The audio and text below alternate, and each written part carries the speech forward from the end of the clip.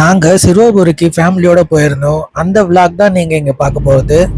இந்த கோவில் திருவள்ளூர் மாவட்டத்துல சின்னமேடு அப்படிங்கிற ஒரு கிராமத்துல அமைஞ்சிருக்கு. இந்த வீடியோல நீங்க பஸ்ல வந்தீங்கன்னா இந்த கோயில் எப்படி ரீச் பண்ண முடியும் அப்படிங்கிறதையும், அதே போல ட்ரெயின்ல வந்தீங்கன்னா இந்த கோயில் எப்படி ரீச் பண்ண முடியும் அப்படிங்கிறதையும் இந்த வீடியோல சொல்ல போறோம். இந்த கோயில்ல மொட்டை அடிக்கிறதுக்கும் ஃபெசிலிட்டிஸ் இருக்கு, அதை பத்தியும் சொல்ல போறோம். எந்தெந்த கிழமைகள்ல எந்தெந்த நேரத்துல போனா சாமியை சீக்கிரம் பார்க்கலாம் அப்படிங்கிற விஷயத்த பத்தியும் சொல்ல போறோம். இந்த வீடியோவை கடைசி வரைக்கும் பாருங்க. சப்ஸ்கிரைப் பண்ணாம பார்த்துட்டு இருக்கவங்க சப்ஸ்கிரைப் பண்ணி சப்போர்ட் பண்ணுங்க.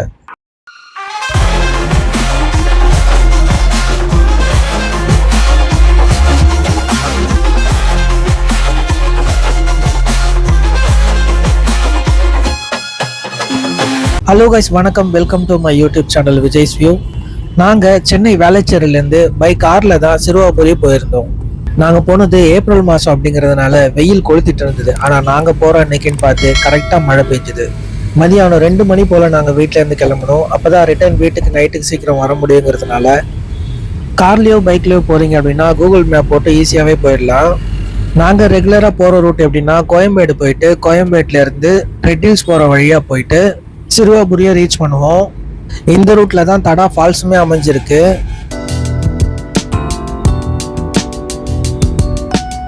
ரெட் ஹில்ஸ் போறதுக்கு லெஃப்ட்ல திரும்பாம ஒரே ஸ்ட்ரைட்டா போனீங்கன்னா நல்லூர் டோல் பிளாசா கொஞ்சம் தூரத்திலே வரும்.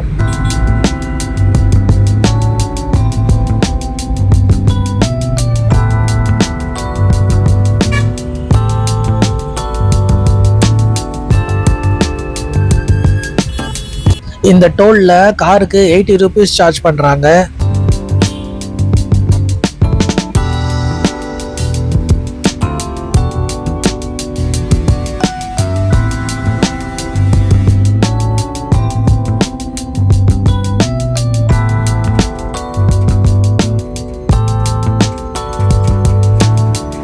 நல்லூர் டோல் பிளாசால இருந்து கரெக்டா 15 கிலோமீட்டர் தொலைவில் தான் இந்த சிறுவாபுரி கோயில் அமைஞ்சிருக்கு.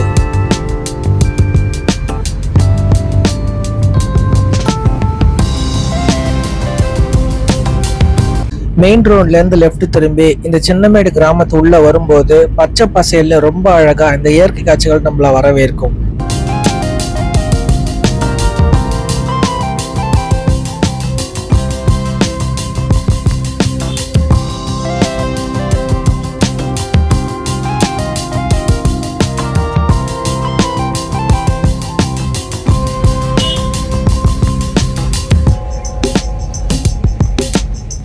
ஒரு மணி நேரம் 30 நிமிஷம் டிராவலுக்கு அப்புறம் நம்ம சிறுவாபுரி கோயிலை வந்து அடைஞ்சிட்டோம்.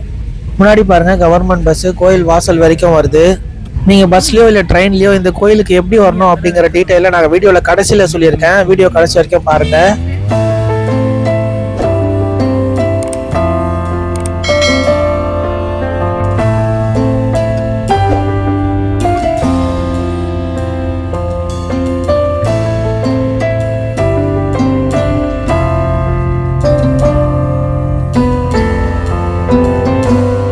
கோயிலோட முன்பகுதியிலிருந்து கரெக்டா ஒரு 40-50 மீட்டர் தொலைவிலேயே இந்த ஃப்ரீ பார்க்கிங் அமைஞ்சிருக்கு.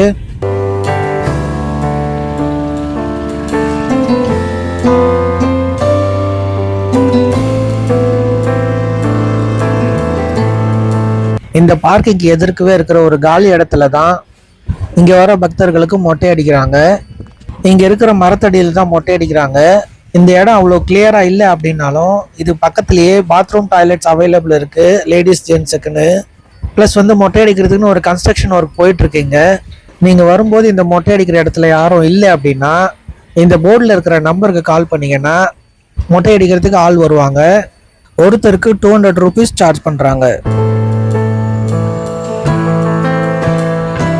சரி, இப்போ தரிசனத்துக்கு எப்படி போலாங்கிறத பார்ப்போம். இந்த சிறுவாபுரி முருகர் கோவில் எப்பவுமே செவ்வாய்க்கிழமைகள்ல ரொம்பவே கூட்டமா இருக்கும். அதுக்காகத்தான் இந்த கோயில் நிர்வாகம் 50 ரூபாய் 100 ரூபாய் கட்டணங்களை அறிமுகப்படுத்தி இருக்கு. கோயில் உள்பகுதியில எந்த கடைகளும் இல்லை அப்படிங்கிறதுனால நீங்க அர்ச்சனை தட்டு, தேங்காய், பூ, பழம் எல்லாமே கோயிலுக்கு வெளியில இருக்கிற கடைகள்லயே வாங்கிடணும். நாங்க போனது திங்கட்கிழமை அப்படிங்கிறதுனால கோயில் கொஞ்சம் காலியாவே இருந்தது. செவ்வாய்க்கிழமைகள்ல இந்த கோவில் காலையில 5 மணிலிருந்து மதியம் 1 மணி வரைக்கும், சாயந்தரம் 4 மணிலிருந்து இரவு 8 மணி வரைக்கும் கோயில் திறந்திருக்கும். நீங்க செவ்வாய்க்கிழமை சாமி பார்க்க வரீங்க அப்படின்னா கிட்டத்தட்ட 4 to 5 மணி நேரம் கியூல வெயிட் பண்ணி சாமி பார்க்குற மாதிரி இருக்கும்.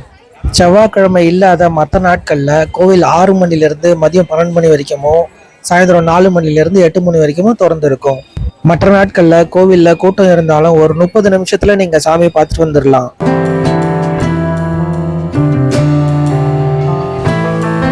ராமாயண காலகட்டத்தில் ராமரோட மகன்கள் லவ குசன் 2 பேரும் ராமரோட குதிரையை கட்டி போட்டு தன்னோட தந்தை கிட்ட தான் போர் புரியுறோம் அப்படின்னு தெரியாம முருகரை வணங்கி போரிட்டு இருக்காங்க. சிறுவர்கள் போரிட்டதுனால இந்த இடம் சிறுவர்புரி அப்படின்னு பெயர் பெற்றிருக்கு.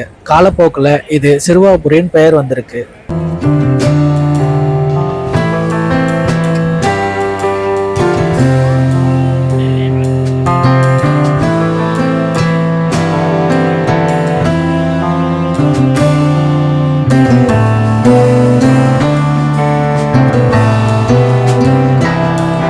வீடு கட்டுறதுக்காகவும் திருமண தடைகள் நீங்கிறதுக்காகவும் செல்வ செழிப்போட வாழணும் அப்படிங்கிறதுக்காகவும் பக்தர்கள் இந்த கோயிலில் வேண்டுதல் வைக்கிறாங்க.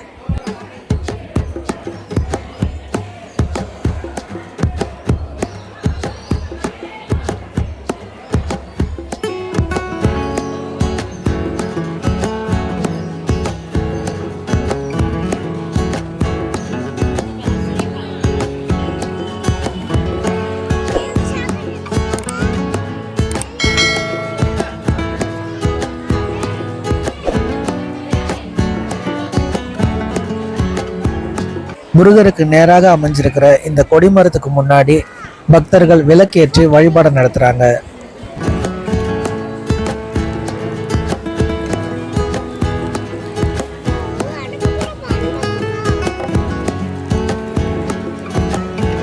வேண்டுதல் நிறைவேறிய பக்தர்கள் இங்க அன்னதானம் கொடுக்கறதும் சாக்லேட்ஸ் கொடுக்கறதும் ஒரு வழக்கமாவே வச்சிருக்காங்க.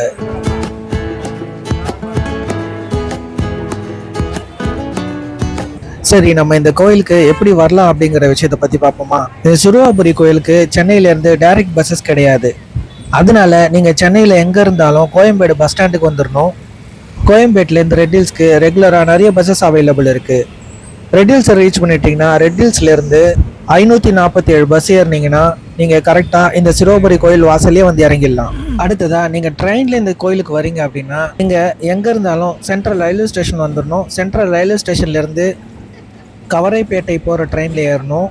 கவரைப்பேட்டையில் இறங்கிட்டு அங்கேருந்து லோக்கல் பஸ்ஸஸ் அவைலபிள் இருக்குது. அதே போல் ஷேர் ஆட்டோவும் அவைலபிள் இருக்குது. இந்த வீடியோ இதோட முடியுது. இந்த வீடியோ பிடிச்சிருந்துச்சுன்னா லைக் பண்ணுங்கள், கமெண்ட் பண்ணுங்கள், ஷேர் பண்ணுங்கள். மறக்காமல் நம்மளோட யூடியூப் சேனலை சப்ஸ்கிரைப் பண்ணிக்கோங்க. தேங்க்யூ ஸோ மச் ஃபார் வாட்சிங்.